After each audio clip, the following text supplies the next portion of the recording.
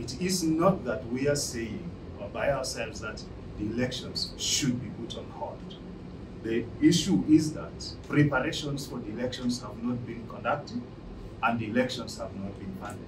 For example, the elections, the law says the elections would be based on the permanent constitution. By August last year, the process of the permanent constitution was supposed to start and run for 24 months, from August to 2022.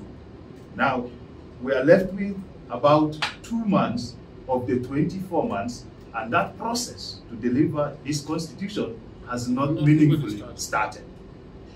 So you cannot, in the remaining 2 months, deliver the constitution that should have been produced in a period of 24 months. Secondly, the election law says that elections, registration of voters should happen and be concluded 6 months before the polling day. Now we are less than 6 months to the polling day. Registration of voters has not even started.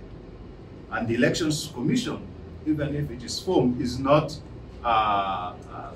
it's not all over the country yet to deliver that. So practically, you can see that elections can't easily happen by the end of the year.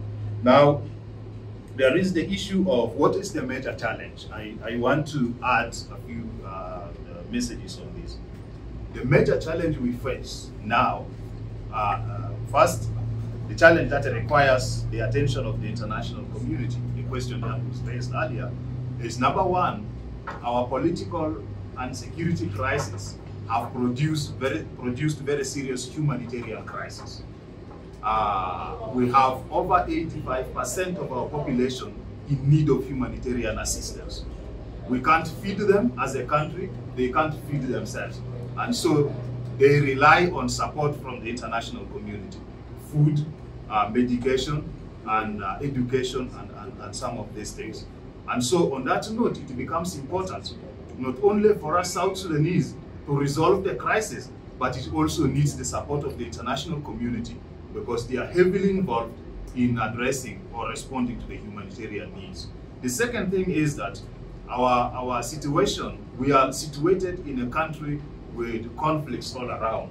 Some of our neighbors are in a very serious crisis, and like Sudan and others. Now, these conflicts in South Sudan and in some of these countries feed into each other. Even if we are able to contain the situation in our own country and resolve it, the situation in the other countries will still continue to affect us. And if we do not resolve our problems, the neighboring countries will also be affected, because there will be proliferation of arms across the borders to cause insecurity. There will be massive displacements if the conflicts continue, and the neighboring countries will definitely be affected.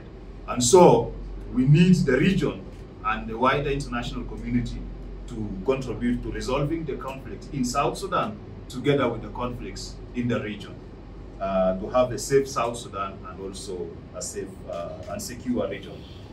There was this question from the Standard, about the political will. We have passed the stage of political will. We are now at a stage of must do.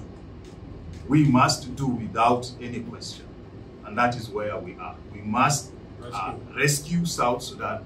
And so the question of political will, we have left it behind. That is where we are. We who are South Sudanese should familiarize ourselves with the laws and the peace agreement. The agreement demands that we should have a permanent constitution that would be the basis for the elections, for many reasons. Number one, we have a country with a very huge governance structure, 5 vice presidents, a parliament of 650, and all of these structures.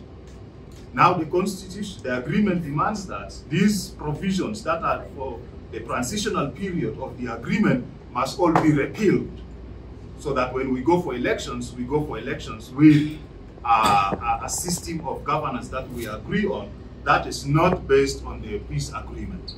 And so for us to repeal that, we need a new constitution. That's why the constitution is a strong basis for conducting our elections.